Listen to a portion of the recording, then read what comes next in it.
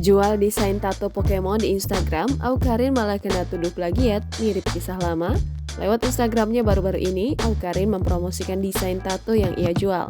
Dalam unggahannya itu, Awkarin terlihat menjual desain Pokemon. Sayangnya, bukan tanggapan positif yang ia dapat, tetapi ada netizen yang malah mencurigai kalau Awkarin hanya melakukan plagiat. Mantan Gangga Kusuma itu juga sempat membuat unggahan lain. Diduga gambar yang diplagiat Awkarin itu berasal dari seri terbaru yang menampilkan seri Pokemon. Atas unggahan itu, pengguna Twitter Damage buka suara dan menyebut jika Karin mengulang peristiwa di masa lalu.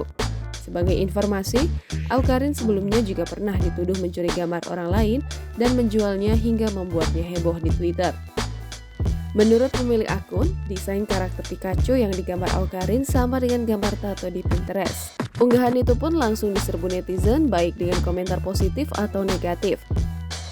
Meski postingan Awkarin di Instagram juga telah diberondong pertanyaan serupa terkait plagiat, tetapi ia belum memberikan pernyataan apapun. Jangan lupa subscribe, share, komen, dan like ya!